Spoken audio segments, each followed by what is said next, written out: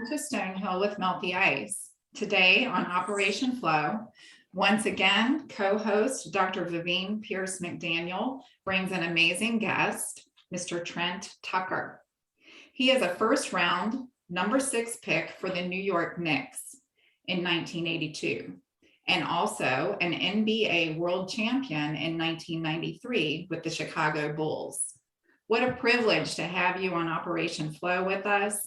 Dr. McDaniel, please take it away. Well, hello, everyone.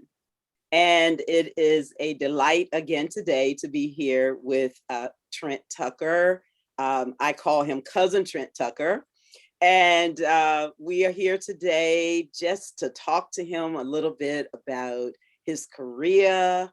And also, we always must touch on anything that has to do with racism, anti-racism, really, and injustices.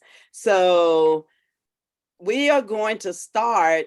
Yesterday, we didn't get to say as many things as we wanted to talk about. So we're going to start today with Trent. Just tell us a little bit about yourself. Yesterday, you talked about growing up in Flint, Michigan. And you talked about having both of your parents in the home. And just tell us a little bit more about growing up in Flint. You know, Flint was a great place to grow up in. First of all, I'd like to say thanks for having me as well. But Flint was a great place to grow up in. And, you know, the city was vibrant. The community was connected and close together. You know, kids had multiple things to do after school to keep them busy. And that was due to the Mott Foundation. The Mott Foundation provided all of the resources to give, you know, young people the opportunities to experience things after school so that they would have a chance to better themselves for their future. And as I mentioned maybe to you yesterday, you know, the great fortunes for myself was by having 2 parents in the household, and that played a major part in my development, but also having 3 older brothers as well. You know, I could learn from them indirectly on things not to do. But when you leave home and you venture outside of the house, it's important to have that community base as well, you know, for people outside of your home structure to make sure that they kept you in line. And it was much easier, you know, 40, 50 years ago when the neighbors also, you know, could keep you in line. And if you were out of line, you know, they could give you a little tap on the backside, you know, to remind you that, hey, you shouldn't be doing some of these things and stay out of trouble because I know that your parents wouldn't want you to be doing some of these things. So, you know, just having that base at home and the community was so important in my development. Now, question. So I came from a rural area. So it was very segregated. Mm-hmm. So when you were coming up, what was the environment? You know, my high school was 99% Black. Mm-hmm. And so we were a predominant inner city school that was pretty much dominated by one race. And for me, as I left high school, it was important now to get outside of my structure to see how I would fit in with the rest of society. Because, you know, once you leave your environment, things are going to change. And it's all about how do you adapt to different environments that's going to give you a chance to be successful in life. And being a part of teams also helped that as well. It's because now your teammates come from all parts of the country, and you might be playing with the guy once you go to college, you know, that's from Louisiana or Arkansas or Alabama. And during your high school days, you know, you never saw someone from that part of the country, but that's why teams are so special. And at some point in time, no matter where a guy comes from, you're going to be forced to talk to him and communicate with him. And that's why being a part of teams, I think, for kids are so special today, because it gives them a chance to develop, it gives them a chance to grow, but also it shows them that interacting with others is a good thing as well.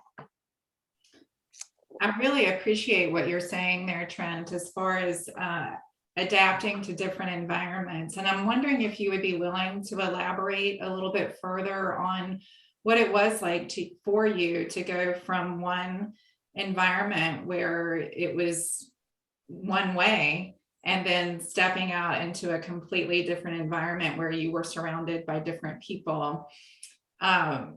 And then I also want to just take this opportunity in this moment to say that I forgot to mention in the introduction that indeed the two of you did do a recording yesterday, which we will be including as part of this interview too. We don't want to miss out on anything that you've had to share and that you've been so gracious to give.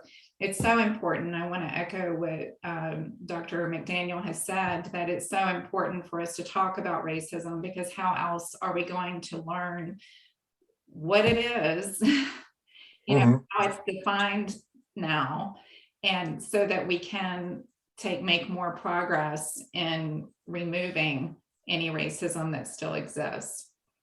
So going back then to, can you elaborate a little bit further as to what it was like when you left your high school then? Well, leaving Flint, Michigan and going to the University of Minnesota was a whole different environment. Now you were on a major college campus where you were truly in the minority, and walking into a classroom for the first time where you might be only one or two people of color in that classroom, and adjusting to a whole new environment of how they spoke and how they thought, and dealing with professors for the first time at a whole new level, but also allowing them to get to know you as a person as well. And I think communication has always been the major key. Don't judge someone based on what you hear or what you see.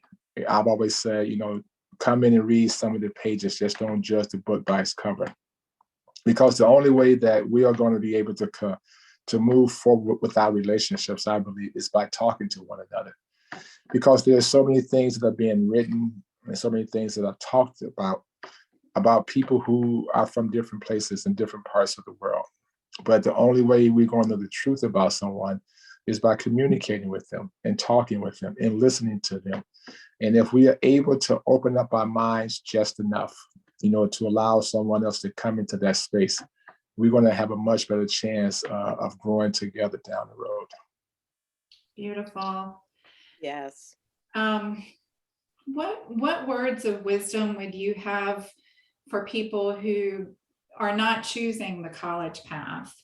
And they may be staying in their rural community, or maybe it's not a rural community, but they're just staying in the same area where they grew up, because that's very common as well. So people are not getting new exposure. And so then it's easy to stay stuck, let's say, in certain mindsets. What words of encouragement would you have for people who are staying in their hometowns? Get to know, the neighbor that's not in your neighborhood. Get to know the neighbor that's outside of your everyday existence, someone who might live 2 or 3 or 4 miles away. Communicate with someone who looks different than you.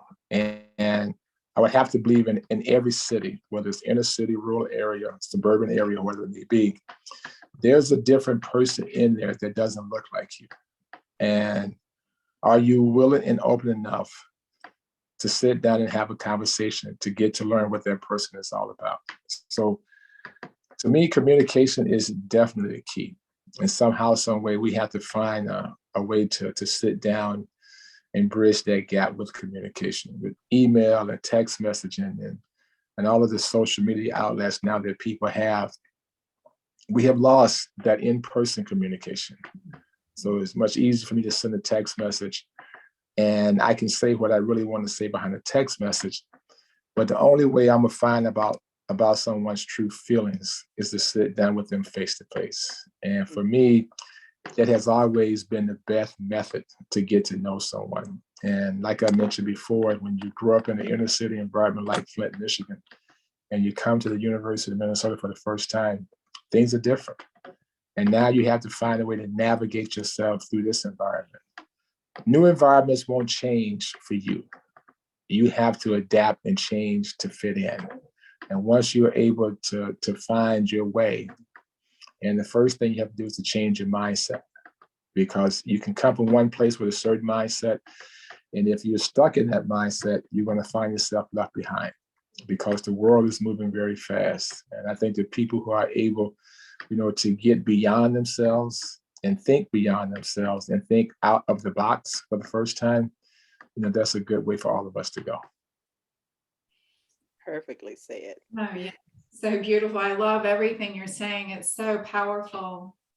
So the next thought I'm having based on what you said, of course, you have encountered bias after bias, but you keep talking about communication, and that requires a lot of inner strength, a lot of confidence to be able to withstand the bias that you encounter and speak honesty and education into it. I guess I would say, can you reflect on that a little bit and encourage our listeners? Well, don't be afraid, to talk to someone who's different, who comes from a different place. And it takes a lot of courage to change, because change is very hard. And sometimes we have a fear that we may not say the right thing. But the only way you want to know whether you're saying the right thing or not is by communicating.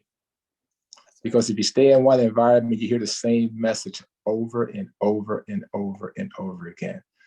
And the only way that you can change the way you think is by hearing something different. But you have to be willing to allow that new message to come into your place. And you can't block it out, and you can't be afraid of it, and you can't run away from it. And then you have to be willing, to ask myself, or ask yourself, what can I do? How can I make myself a better person? Am I willing, to change and to open up myself to something different? And I know it's tough, I know it's scary, and I know it's hard. But the only way that I'm going to advance myself as a person is by doing something different. And how can I pass on the knowledge to the next generation if I'm not willing to change? So if we want to make the world a much better place for our kids or our grandkids who are coming up behind us, we have to be able to give them a message of hope and a message of togetherness, and that this world can be a better place if we're just willing to sit down and talk to one another. All leads to opportunity. You have to have that opportunity to do so. And I think we talked a little bit about that yesterday, that a lot of people think, I don't think we talked about it during the podcast. I think we talked about it when we were on the phone. But a lot of people say, oh, well, and I just heard it recently by someone that I really respect. Oh, well, anybody can do it if they put their mind to it. You can do it. But we were talking about the fact, but yeah, you may be able to do it, but do you have the opportunity to do it? So, even going into the NBA, you have to have the opportunity. And I think about your cousin Craig. I think about Craig, who I just knew that the both of you would start out your NBA careers together. He ended up doing other things that were phenomenal, but it's about the opportunity. So, and it's not always that it was the best person. You know what I mean? Mm-hmm. So, people say, oh, well, pull yourself up by your bootstraps or whatever they say. And I'm like, some people don't have boots to pull themselves up with. So, we say all of these things and it just doesn't apply to everybody, because that's the equity piece, I always have to talk about diversity, equity, and inclusivity, but that's the equity piece. Equity is about having the opportunity and the fairness for all people to meet them at their needs, where their needs are. So, we had that. I don't think we had that conversation during the podcast, but we did talk about that. And I wanted to make sure that people hear that not every person, yes, Trent is successful. He's an entrepreneur. You see him wearing his hoopology, his hoopology attire right there. Yes, he is successful, but he had opportunity. Yes, I consider myself successful, but I had opportunity, and trust me, opportunity. It's just like because of Trent, I was able to be a freelance photographer for the Boston Celtics, which I did for, I think, almost 13 years. And if it weren't for Trent, I don't think that they would have let me in, Trent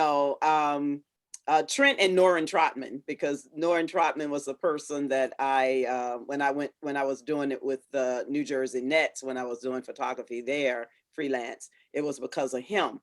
But again, opportunity, and it's very important that people know that. So one of the things I wanted to talk about was within the NBA. So here you are now. It's 1982. You come into the NBA. I don't think at that time that I think it was Satch that started that program with young men that were coming into the NBA. Wasn't it Satch that started that? There's a program for young guys who come into the NBA now, and it kind of teaches them how to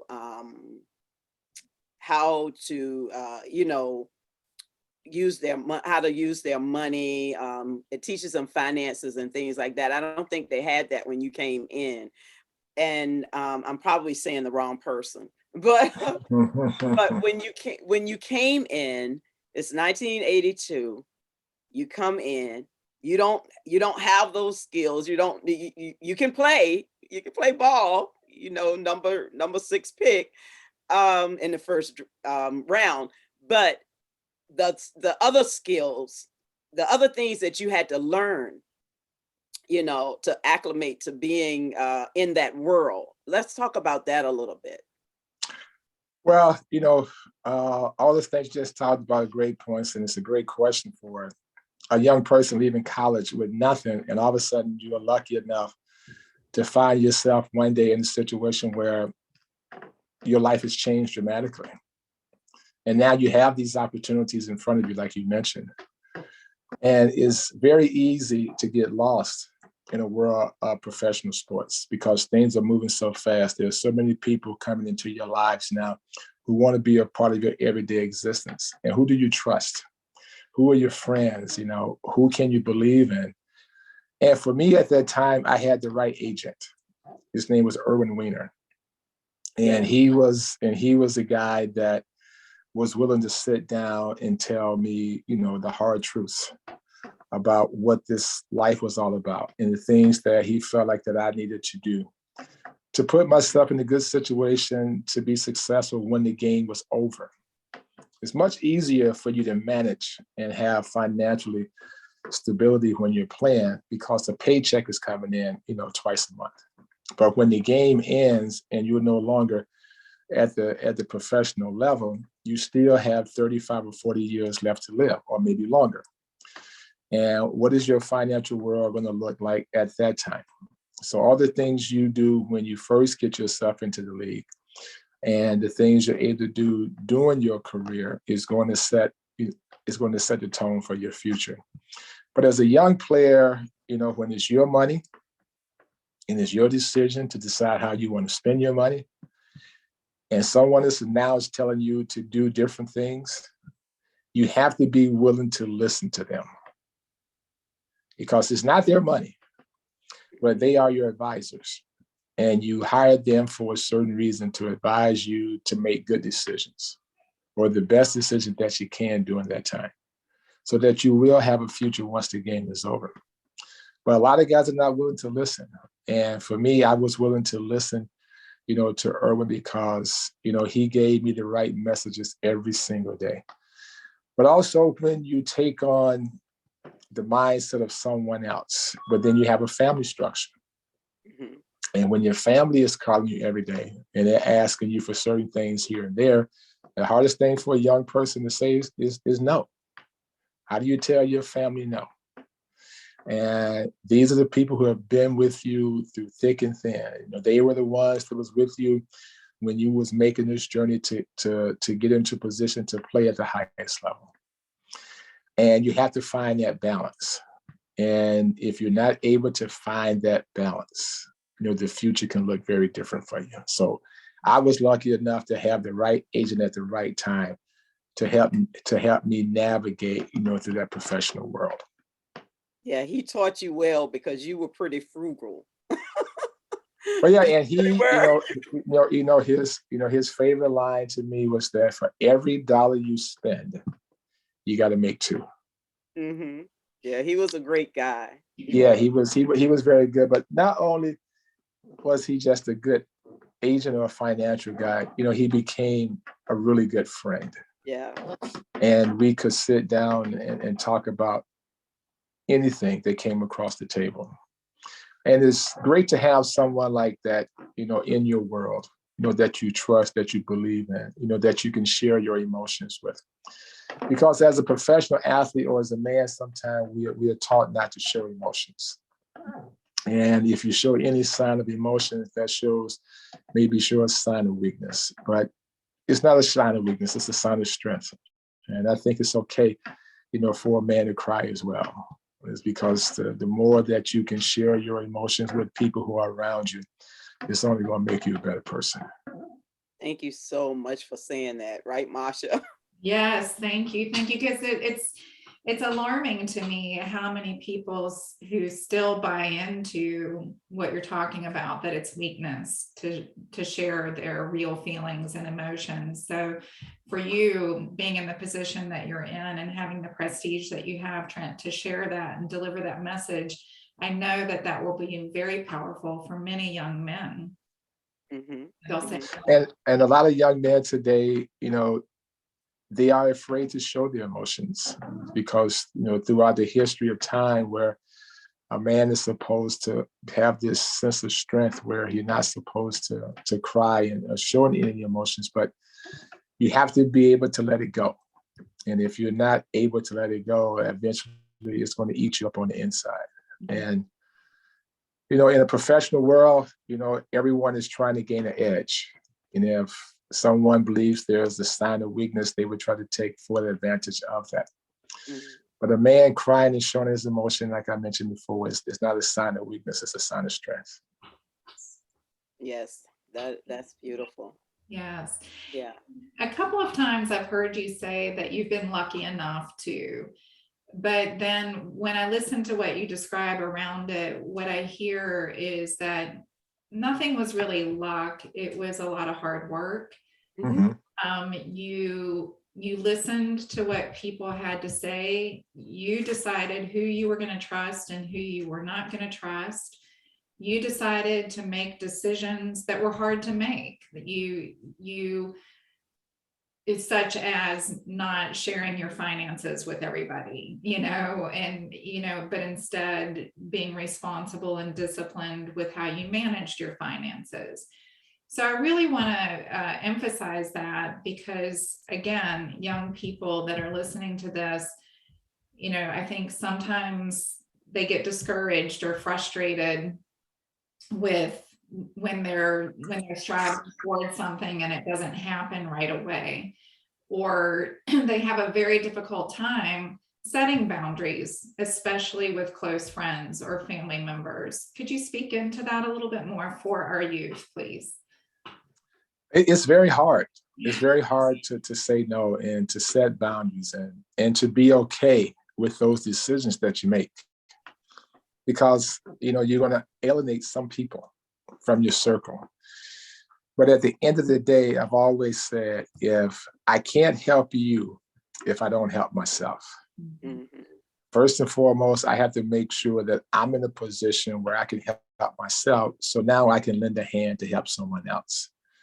And if the two of us are in the same place with nowhere to go and no one and no resources to help either one of us, that's a bad road for both of us to travel. And family members are very difficult.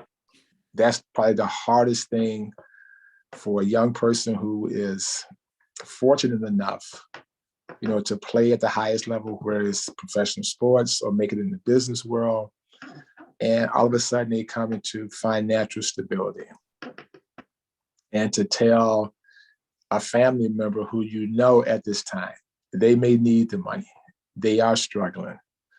And how many times can you help them?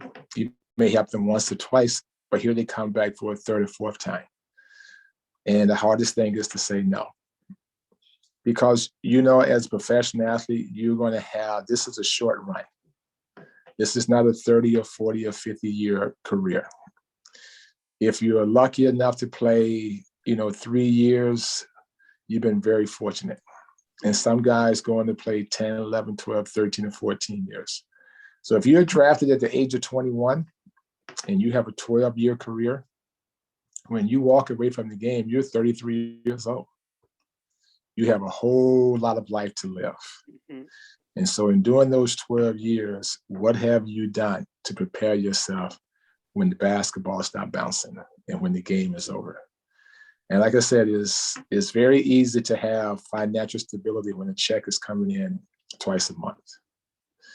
But once the game ends and now you have to find a way to find another check to bring to the table, all the things you've done before the game ended would decide the direction of your future. And having someone in my corner to help me understand it at a very young age was very important. So I tried to pass on that knowledge as much as I can to young players who come into the game today. And I know you do. I know you do. Right. And in today's game, the money is totally different compared to when I came in. It was big money back in the 80s, but the contracts today are astronomical. Yeah. And some of these young players today, they have generational wealth. They have money now that would take care of not only them and their kids, but their grandkids and their grandkids' kids.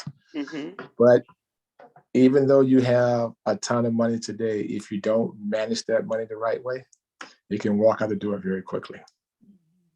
Absolutely. So I'm going to move us away from this discussion because there are some things that I meant to talk about yesterday that I didn't. One of them, when I started talking to you about fans, Joe Klein from Carnegie Deli in New York. You mean you talking about Freddie? Fred, why don't you know what? I'm gonna tell you why. I'm gonna tell you why I keep doing that. I used to always call him Joe. You introduced me. You took me there one day to introduce me to him, and from that day on, I called him Joe. Yeah. But yes, Fred. So thanks for saying it, because I always called him Joe, and I'm not even going to get into what he called me. Yeah. Now, Joe Klein was a basketball player for the Boston Celtics. Yeah, no, it wasn't. It was not. Don't try to start something here. I'm talking about Fred Klein. Right. So Fred I didn't even know until recently that he passed, because I used to keep in touch with them, but then I lost touch. But you talking about an avid fan. We were talking about yesterday, we touched a little bit on fans, I think between him and Spike Lee, they probably are the two greatest fans for the New York Knicks, I guess, were. But Fred, did you stay in contact with him after? Oh, for sure. Yeah. Mm-hmm. Freddie Klein was an avid fan, and you talked about a fan base. The Knicks fan base is strong, and they love the Knicks, whether the Knicks are doing good or bad. And for me to have a chance to spend 9 years in New York City and play in Madison Square Garden, that was a treat indeed. And to be a part of New York City, the Mecca of basketball, and to have a chance to survive and make it there and be a part of some successful teams, that was big time. I've always said, like Frank Sinatra said, if you can make it in New York, you can make it anywhere. Right. Okay. How many coaches did you go through? Well, I went through about 5, I think. Hubie Brown, Bob Hill, Rick Pitino, Stu Jackson, John McLeod. So yeah, about 5 coaches. Okay, you mentioned a few that I just have issues with, but thank you. Okay. We won't get into that either. We won't talk about that at all. Who was your biggest rival when you guys were playing? Who was your biggest? And do not say the Celtics. Well, in my first few years, it was the Boston Celtics. As you know, the Celtics were in the 76ers, Philadelphia 76ers. You know, they were the 2 premier teams at that time in the Eastern Conference. Yes, and as I moved on beyond year 5 into year 6 and 7, it became the Chicago Bulls. And Michael Jordan was, at that time, the best player in basketball. The Chicago Bulls were making their move to becoming one of the best teams, you know, in the entire world as well. So from 87, 88, 89, the Chicago Bulls became our rivals. And the unfortunate thing for us in New York, we could not get by the Chicago Bulls. And so once I realized that, hey, I can't get by the Chicago Bulls, I might as well go join them, right? Right. I remember that year. Yeah. So it was, you know, playing basketball during that time, there was so many great players who came along during that era. You know, there was my first real mentor was Dr. J with the Philadelphia 76ers. And then you look at the Boston Celtics, had Larry Bird and Robert Parrish and Kevin McHale and Dennis Johnson. The Milwaukee Bucks had guys like Sidney Moncrief and Bob Lanier and Marcus Johnson. Magic Johnson, Kareem Abdul-Jabbar, George Gervin. And then after 84, 85, you get an influx of guys like Michael Jordan, Patrick Ewing, and Charles Barkley, and Karl Malone, and Isaiah Thomas. And there were just so many great players that I had the great fortunes to play against during that time. And so basketball, being in basketball at that time for me was a real thrill. Well, let me tell you something. You can't say anything about my Celtics because the only birthday party I've ever had in life, some of the players from the Celtics gave me that birthday party. So you can't talk about my guys like that. You know, I got treated like royalty by Tommy Heisen and everybody with the Celtics. I can't let you talk about my team like that. That was a great experience. But I do remember a few times you were on the road when some great events happened. And so I don't know if you noticed or not, but I went in your place. So when Dr. J retired, Ray Williams picked me up and took me to his retirement. I think it was the one that the New Jersey Nets gave him. Mm-hmm. And I remember I was sitting at the table across from Dr. J, and some of his very close friends walked in, and the table was full by then. And so they had to go into an overflow room. And I remember them looking at me like, who in the world does she think she is that she's sitting up at the table? And we played with him. Laverne Tott was one of the guys because the ABA. And so it was just really funny. A lot of things. And that's another thing, Marsha. A lot of times it's who you know, and then you get the opportunity.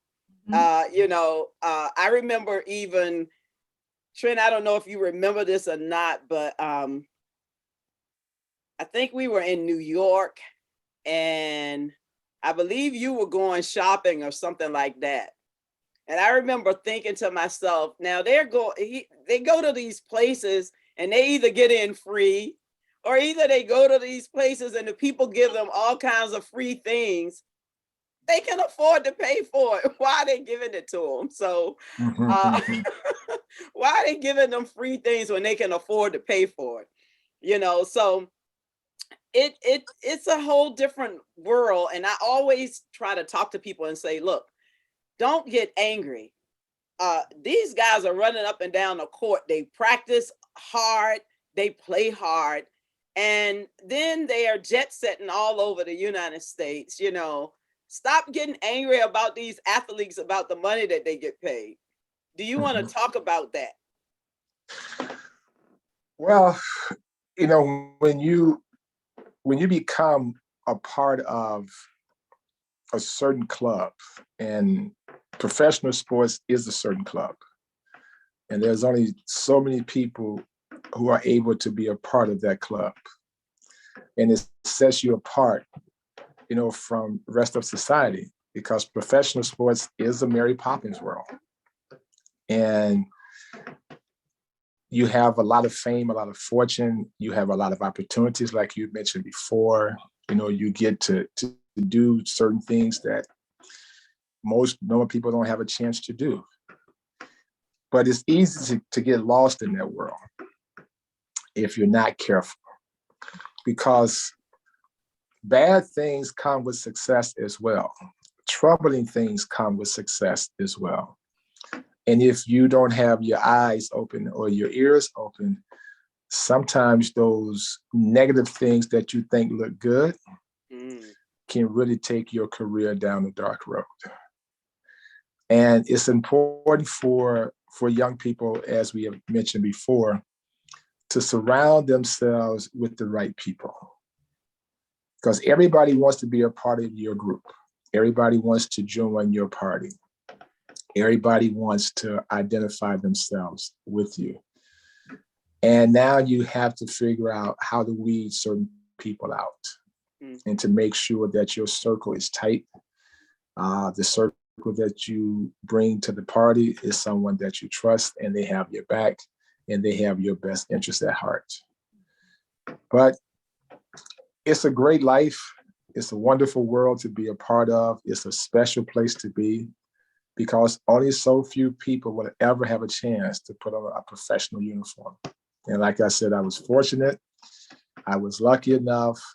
You know, the ball bounced at the right time for me to have a chance to be in that position. And it's a bond that will last forever. You know, the guys you play with, they become friends forever. Mm-hmm. And that is something that no one can ever take away from you. To be a part of a locker room getting ready for a big game, the emotion and the thrill and the excitement that you feel is hard to duplicate anywhere else, in any other job or any other career that you go to. And it's an ego thing. When you walk onto the floor and there's 20,000 people cheering for you, and there's hundreds of millions of people around the world watching you on television. And now with all of the streaming, there's probably even more watching professional athletes today. And how do you manage all of that? How do you keep a sane mind to not lose all of this stuff and adulation that's coming at you every single day? If you got the right people in place, you can manage it. If you don't, it can be very difficult. Wow. Yeah, Marsha, I know you appreciate all that he just said. Marsha is a psychiatric nurse practitioner. Mm-hmm. So I'm sure, I know she's appreciating all of this that you're saying, and hoping that some of our young listeners and even some of our older listeners will listen to what you're saying and apply it to their lives. One thing about you is that, again, you've always had that mentor mentality. I've always noticed that about you, and really appreciate that in you. There was another thing that I wanted. Oh, we talked a little bit yesterday about the picture of you and Obama that I have, and how, of course, you were in Chicago. And so he was in Chicago, I believe, when you were in Chicago. Well, I know he was, but just talk a little bit about that, like the experience, you know, of getting to meet him, and talk a little bit about what you had said yesterday about knowing he was going to become president, or saying he should become president. Well, you know, the first time I really, heard about Barack Obama was when he spoke at the Democratic National Convention. And all of a sudden you see this, this wonderful person with this wonderful ability to speak, and his message to deliver a sense of hope and togetherness. You say, wow, where did this person come from? And then there was an event taking place in Minneapolis a few years before he became president that I was invited to. And they said that Barack Obama was going to be there. And they asked me would I like to go. I said, for sure, I would love to go.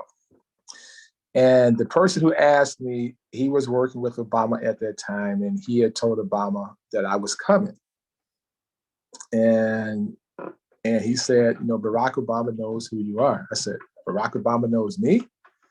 And he says, yeah, he's a big basketball fan, and he lived in Chicago, and he kind of watched you, throughout your career, and also, the 1 year that you had with the Chicago Bulls as well.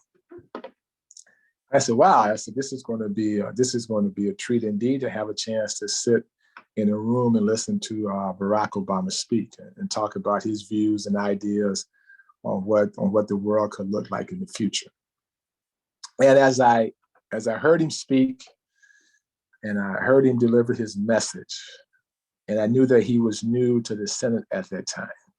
And the first thing that came to my mind was that he should run for president. Is because he hasn't been around for a long time. He has a clean slate.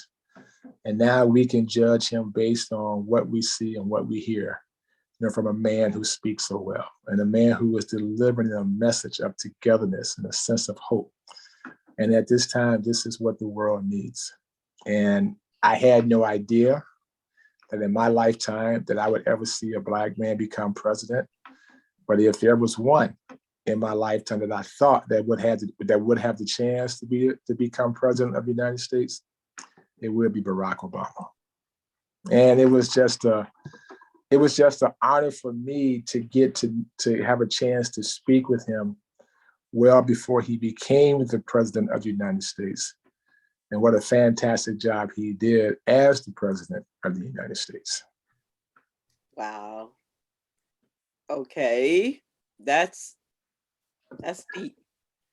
So one other thing that I wanted to talk about, the Trent Tucker rule.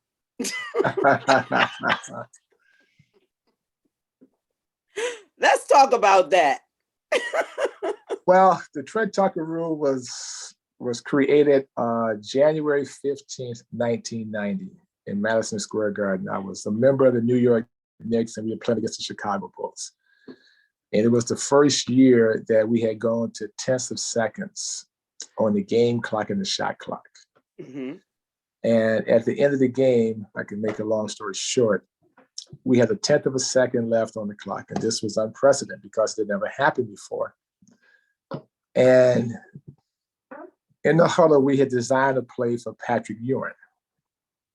And Patrick Youre was supposed to go to the front of the basket for a lob pass to see if he can tap it in for the win. And I was used as a decoy, maybe to bring Michael Jordan, who was guarding me at that time, away from the basket. But Michael Jordan, being the smart player that he was, he read the play. And if that first option was taken away, we didn't have a second option. We didn't have enough time to get to a second option. And I knew that Mark Jackson had to get the ball in bounds within 5 seconds. So I went along the baseline and up the sideline, and he just turned and gave me a little flip pass, and I shot the ball as quickly as I could. And the ball was in the air for it seemed like an eternity. And when the ball finally went in, the garden went crazy, and history was made. They said, all of a sudden you can make a shot in the 10th of a second. Now, if you ask Phil Jackson, who was the coach of the Chicago Bulls at that time, and also who I had the great fortune of playing for in my last year in the NBA, he would still tell you today that shot did not count. And I've always said to him, I said, the reason that the shot counted is because you saw a man do it in a tenth of a second. Okay, so this is very controversial. Right. And I can't remember if I was at that game. It just seems like I was there. I remember everything that happened when it went in, but I think that is still some controversy there. Well, many people still, believe that, there's no way a man can get off a shot in a tenth of a second. Well, I said, I've always begged to differ. It's But because it happened. Yeah, you saw a man do it. Okay, we had to bring that one in because Yeah. a lot of people still talk about that today. Mhm. So, Marsha, is there anything else you want to talk about? I have just found this conversation wonderful. It's filled with so much information and encouragement and inspiration for people. You've brought so much wisdom to the table for people to think about. And in light of what you were saying earlier about keeping yourself grounded, basically inside of all this opportunity you've been able to live inside of, that's evident just in hearing the way you share today. It's just evident that you have maintained your grounding and kept that ego that we all have to wrestle with on a daily basis, no matter what level of opportunity we have. That's a part of ourselves we all have to continually restrain and wrestle with, right?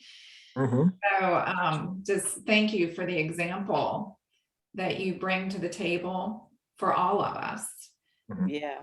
Thank you for taking the time today to share so that we can learn from you. And, all right.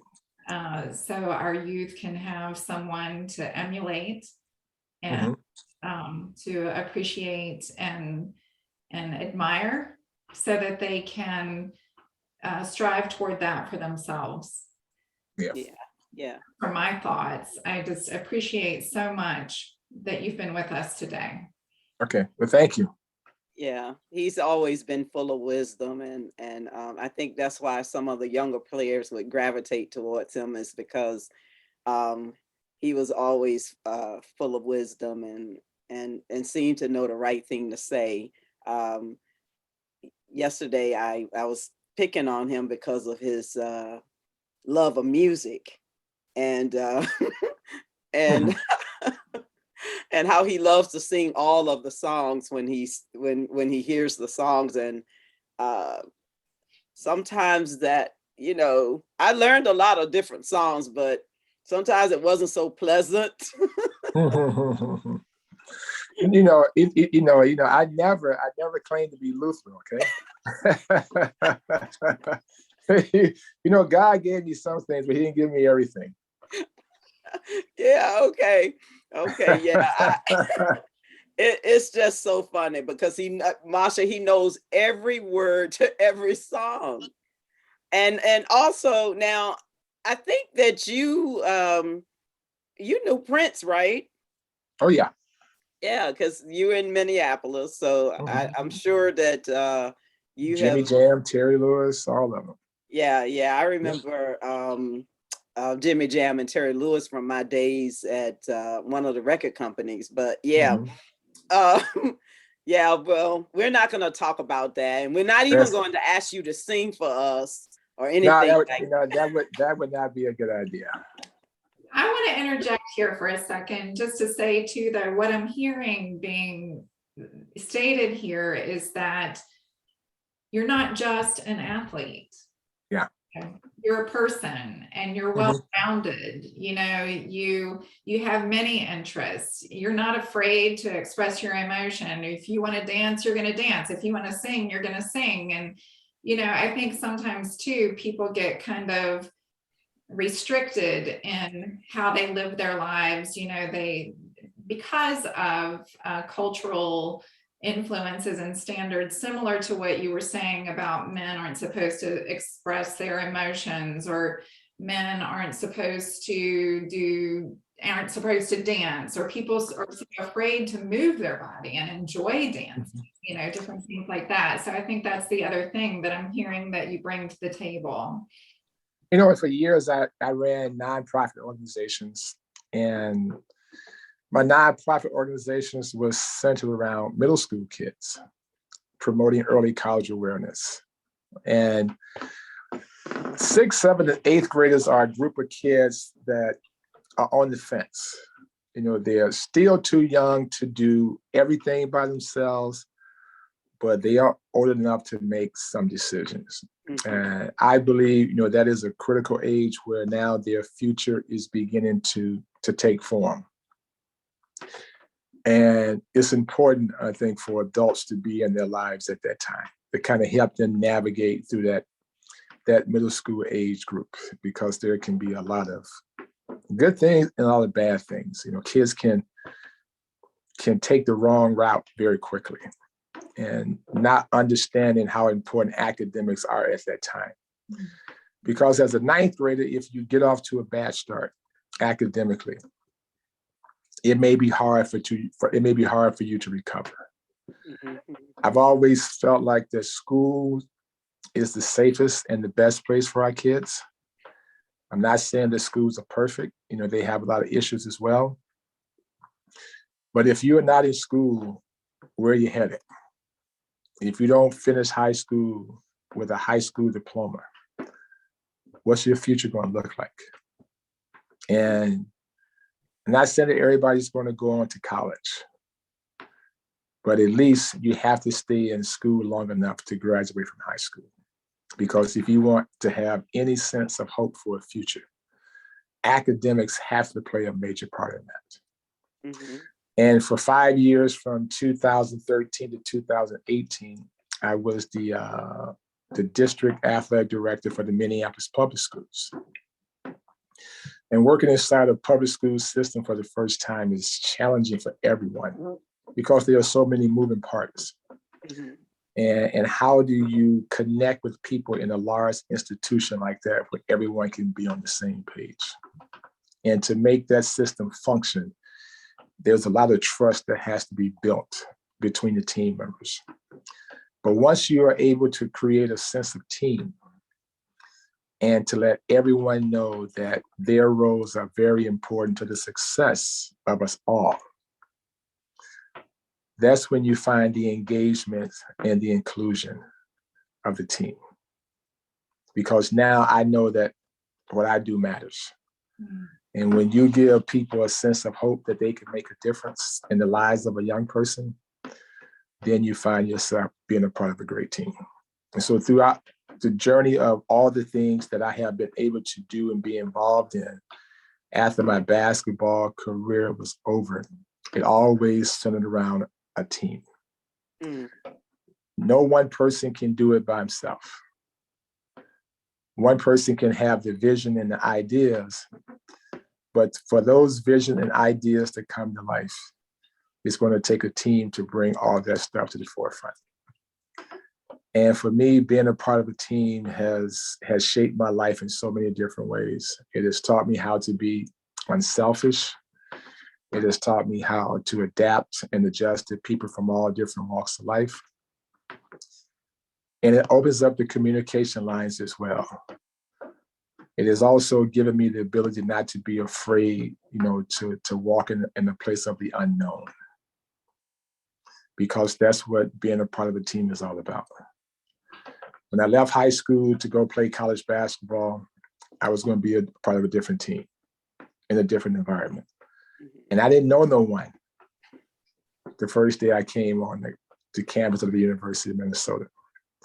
But I did know one thing, that I was going to be a part of a team. And at some point in time, when things got tough and things got rough, I can always turn to my team for support. And that has given me today the ideas and the strength that I need to carry forward when things are not going well. I can always go back to my team. Wow, that's deep. That seems like just a fantastic way for us to wrap up. Mm-hmm. If it's okay to do that at this time. Yep. are there any other, that's a beautiful wrap up, but are there any other final words that you would want to say, Trent? Now, I just say thank you guys for, for having the conversation today and continue to doing the good work that you guys are doing as well, because it's going to take all of us Yes. from all walks of life to make this work. Yes. Our young people need us today more so than ever. They are exposed to a lot of different things, and they're moving a whole lot faster than we did. And there are so many pitfalls for them to be a part of. Negativity sits just around the corner for them every single day. Mhm. And how do we help them navigate through this time? And how do we put them in a situation where they can be successful? And for the ones who have lost hope, how do we instill hope? Mhm. How do we let them know that tomorrow can be different? And these are some of the things that you need to do to give tomorrow a chance to be different. But you have to be willing to do the work to make it happen. It's not going to happen by accident. You have to be willing to put yourself in uncomfortable positions at some point in time to make things better for yourself. Wow. Yes. Yes, that's everything. That's absolutely everything. So the next time, because I guess he's going to come back again, because the one thing that we did not talk about, and I want to talk about it. Number one, you're in Minneapolis, you're in Minnesota. I definitely want to come back and want to talk about the whole George Floyd thing. And then another thing that I would like to talk to you about is what happens when athletes either become ill or they're injured. And I don't know, do they still have that thing that they do at Kutcher's? Do they still have that? I don't think so. Okay. But we can talk about that down the road. Yeah, let's talk Yeah. about that. So, Okay. all right. Okay. Well, thank you again, and I hope that you will come back so we can continue our conversation. And Vivienne, thank you again so much for the people that you bring to Operation F.L.O.W. It's much appreciated. And Okay. Well, thanks for having me. absolutely.